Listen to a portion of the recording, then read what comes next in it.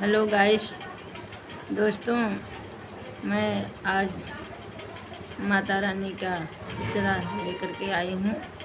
मेरा पचरा आप लोग को कैसा लगेगा, मेरा गीत कैसा लगेगा, आप लोग कमेंट बॉक्स में ज़रूर बताना। और मेरा गाना अच्छा लगे तो ज़रूर कमेंट बॉक्स में आप लोग बताइए और हमारे गाने को लाइक सब्सक्राइब कमेंट करें।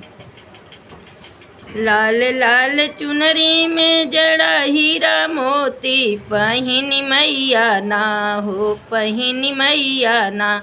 मोर गई नजराई पहिनी मैया ना, मोर गई नजराई पहिनी मैया ला।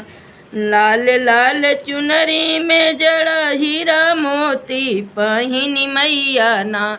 मोर गई नजराई पहिनी मैया ना, मोर गई नजराई पहिनी मैया ना।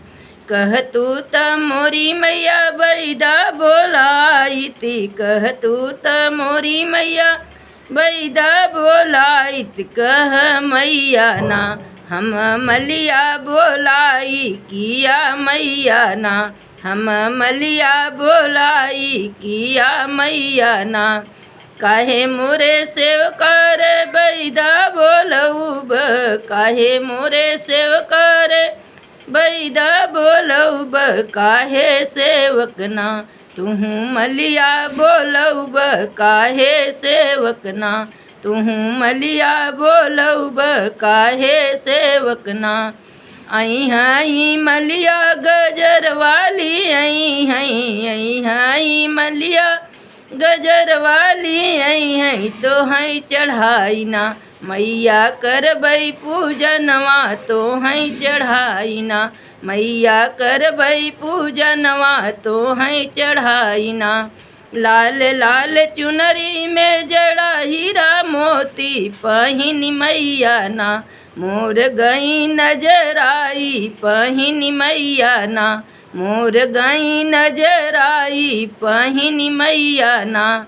कह तू त मोरी मैया बैदा बोलाईती, कह तू त मोरी मैया बैदा बोलाई। कह मैया ना हम कहरा बोलाई, कह मैया ना हम कहरा बोलाई। कह मैया ना काहे मोरे सेवकार बैदा बोलऊब, काहे मोरे सेवकार बैदा बोलऊब।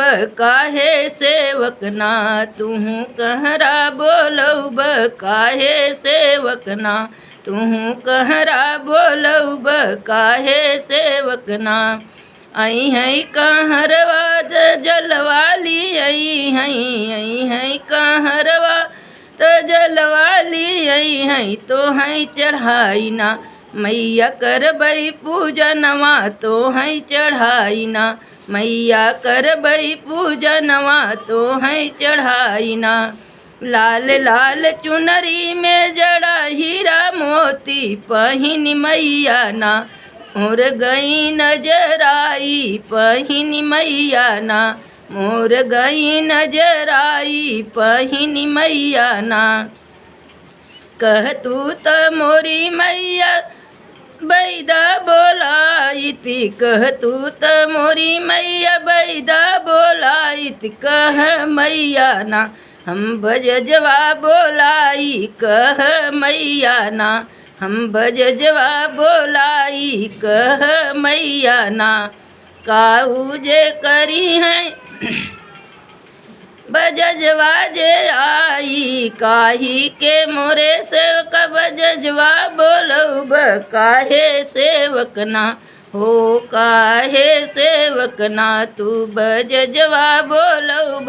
काहे सेवक ना आई हई बजजवा चुनरियाली, आई हई बजजवा चुनरियाली। आई हई तो हई पहनाई ना मैया करबई पूजनवा, तो हई पहनाई ना मैया करबई पूजनवा, तो हई पहनाई ना। लाल लाल चुनरी में जड़ा हीरा मोती, पहिनी मैया ना। मोर गई नजराई पहिनी मैया ना, मोर गई नजर आई पहिनी मैया ना।